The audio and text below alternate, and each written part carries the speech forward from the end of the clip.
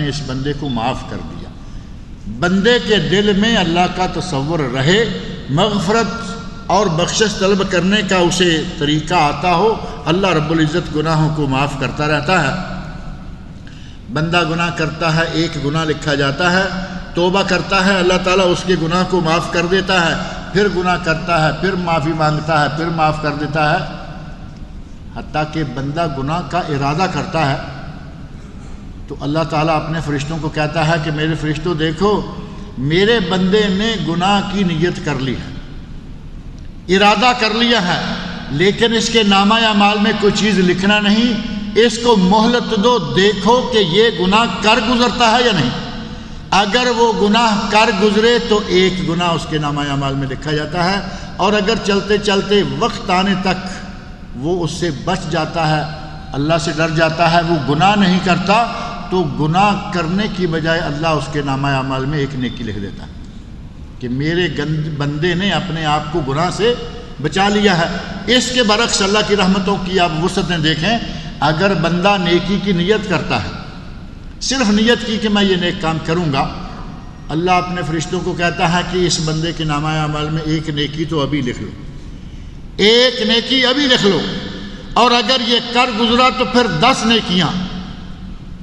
اور اگر اللہ رب العزت بندے کے دل میں خلوص دیکھتا ہے تو 1 پھر 10 پھر 70 پھر 700۔ قرآن کریم میں واللہ یضاعف لمن یشاء، اور اللہ جس کو چاہتا ہے اور بڑھا دیتا ہے۔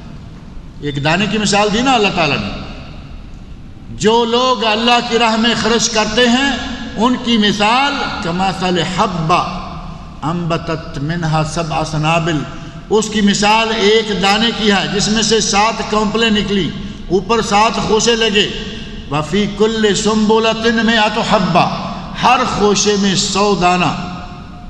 7 کونپلیں 7 خوشے 700 دانے، 1 ریال خرچ کرنے پر اللہ 700 ریال خرچ کرنے کا ثواب عطا کرتا ہے۔ واللہ یضاعف لمن یشاء، اور اللہ جس کو چاہتا ہے اس سے بھی زیادہ دیتا ہے۔ اللہ رب العزت کی رحمتیں بے شمار ہیں، اس کی رحمتوں کے بارے میں کبھی بھی اپنے ذہن میں نہ رکھیں کہ میں تو اتنے گناہ کر چکا، اب اتنے لمبے چوڑے گناہوں کی فہرست کو اللہ کیسے، اللہ کے یہاں کیسے والی کوئی بات نہیں۔ اللہ غفور رحیم ہے، قادر ہے، قدیر ہے، کوئی کیسی والی بات اپنے ذہن میں بھی نہ رکھیں۔ اللہ ہر کسی کو ہر طرح کے گناہ معاف کر سکتا ہے، اللہ مشرکوں کو معاف کر سکتا ہے، اللہ کافروں کو معاف کر سکتا ہے۔ جن لوگوں نے کہا ان اللہ ثالث ثلاثہ، قرآن کریم میں عیسائیوں کا قول معروف ہے، عیسائیوں نے کہا کہ اللہ 3 میں سے تیسرا ہے، ان کے یہاں عیسیٰ علیہ السلام بھی اللہ ہیں، مریم بھی اللہ ہیں، اور اللہ بھی اللہ ہے۔ ثالث ثلاثہ، اقانیم ثلاثہ، تثلیث کے ماننے والے، 3 خداؤں کو ماننے والے، اللہ نے فرمایا کہ یہ توبہ کر کے میرے حضور کیوں نہیں آ جاتے؟ 3 خداؤں کو ماننے والوں کو اللہ نے کہا کہ یہ توبہ کر کے میرے سامنے کیوں نہیں آ جاتے؟ اگر بہت بڑا مشرک، اگر بہت بڑا گناہگار، اگر کوئی بہت بڑا ظالم بھی گناہوں سے توبہ کرے تو اللہ رب العزت اس کی توبہ کو قبول کرتا ہے۔ اللہ غفور رحیم ہے، تواب ہے، اللہ قادر اور قدیر ہے۔ اللہ سے دعا ہے کہ وہ مجھے اور آپ سب لوگوں کو ہمارے تمام گناہوں کو معاف کرے۔ اللہ تعالیٰ مجھے اور آپ سب لوگوں کو نیک عمل کرنے کی توفیق عطا فرمائے۔ کیا اذان ہوتے ہی عورتیں نماز پڑھ سکتی ہیں یا جماعت کھڑی ہونے تک انتظار کیا جائے؟ عورتوں نے چونکہ مسجد میں آنا نہیں، اذان ہوتی ہے کہ لوگوں نماز کا وقت ہو گیا ہے، نماز پڑھنے کا وقت شروع ہو گیا ہے، یہ اذان علامت ہے وقت کے دخول کی۔ اب جس نے مسجد میں آنا ہے، باجماعت نماز پڑھنی ہے، اسے تو انتظار کرنا پڑے گا، وہ مسجد میں آ جائے، جو مسجدوں کے لیے عورتوں کے لیے جگہ بنی ہوئی ہے وہاں آ کے بیٹھ جائے، اس کو انتظار کرنا ہوگا۔ اور اگر اسے اپنے گھر میں پڑھنی ہے تو اسے حق ہے، اس کے لیے جائز ہے کہ وہ اسی وقت نماز پڑھ لے، کیونکہ گھر کے اندر اس کا جماعت کرانے کا کوئی پروگرام یا سلسلہ نہیں ہے۔ ضعیف حدیث کیا ہوتی ہے اور کیا اس پر عمل کیا جائے اگرچہ یہ نیک عمل کرنے کے لیے ہی ہو؟ ضعیف حدیث کا معنی یہ کہ وہ عمل، وہ بات نبی صلی اللہ علیہ وسلم سے ثابت نہیں ہے۔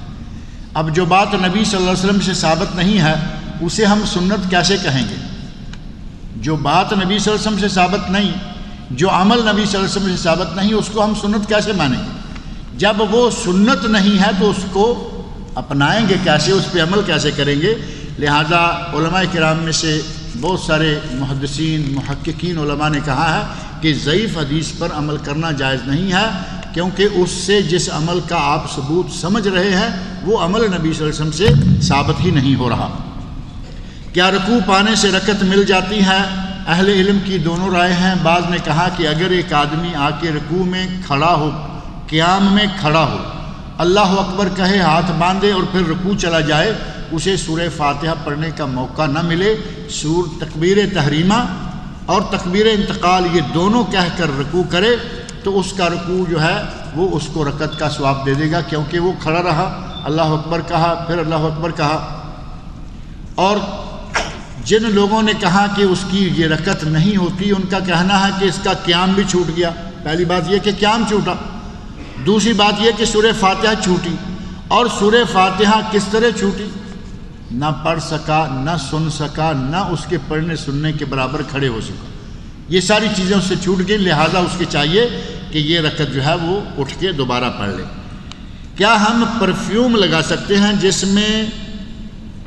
الکحل ملائی گئی؟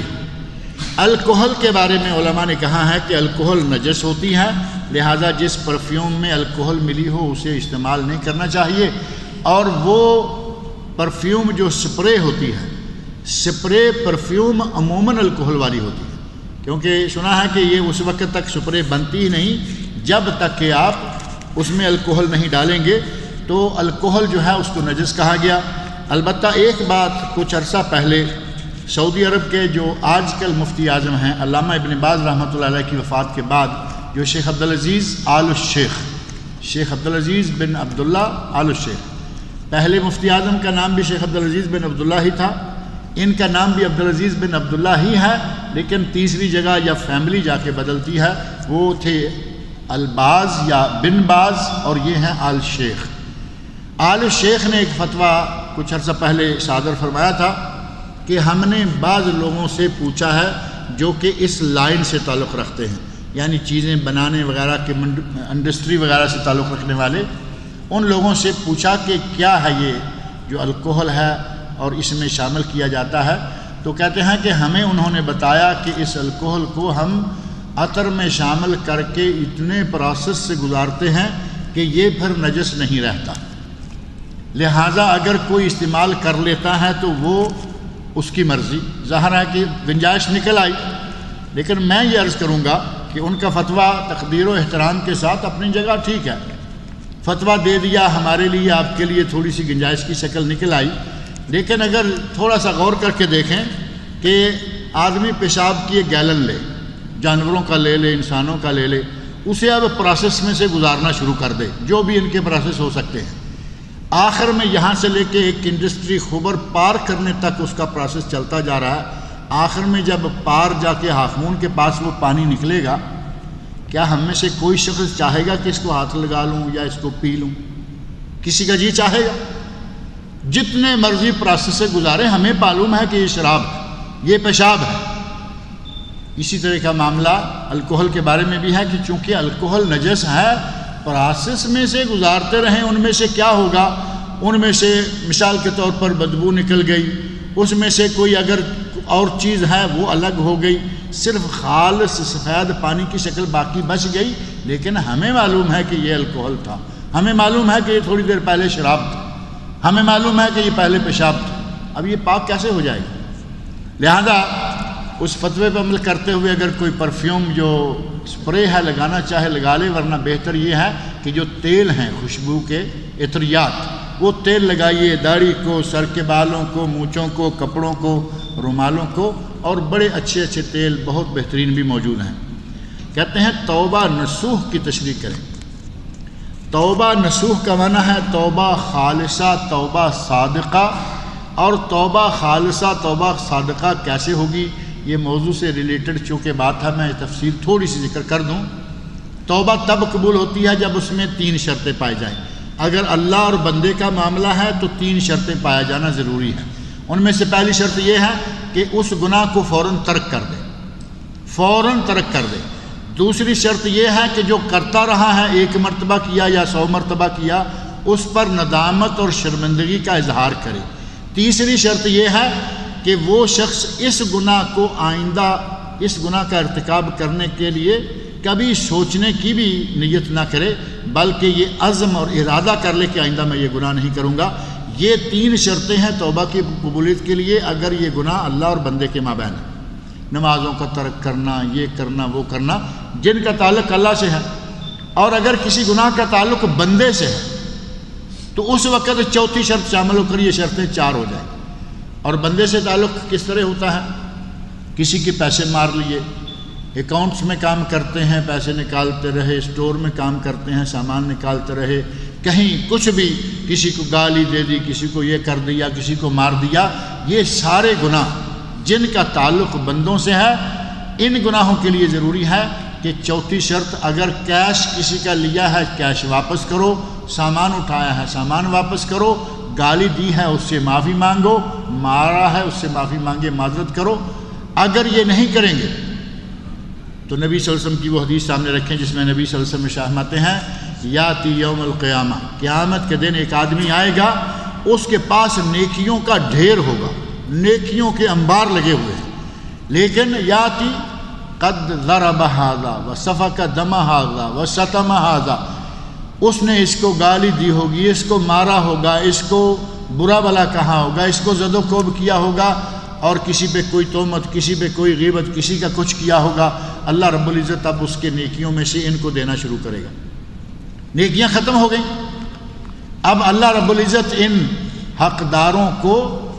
ان کے گناہوں کو اٹھا کر اس کے کھاتے میں ڈالنا شروع کرے گا، اور یہ کھاتا بھی ختم ہو جائے گا، پھر اللہ تعالیٰ اس کو اٹھا کر جہنم میں پھینک دے گا۔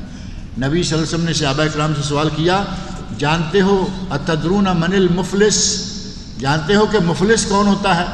قلاش، نادار اور غریب فقیر کون ہے؟ صحابہ نے کہا یا رسول اللہ من لا درہم لہ ولا دینار، غریب، قلاش، فقیر، نادار وہ ہوتا ہے جس کے پاس پائی پیسہ نہ ہو، ریال حلالہ نہ ہو۔ نبی اکرم صلی اللہ علیہ وسلم فرمایا نہیں، میری امت کے لوگوں میں سے کچھ اس طرح کے لوگ آئیں گے، یہ ہیں فقیر، قلاش، نادار اور انتہائی مسکین لوگ کہ نیکیوں کے ڈھیر لائیں گے، لیکن لوگوں کے حقوق پورے کرتے کرتے وہ نیکیاں ساری ختم ہو جائیں گے۔ اللہ تعالیٰ مجھے اور آپ سب لوگوں کو نیک عمل کی توفیق سے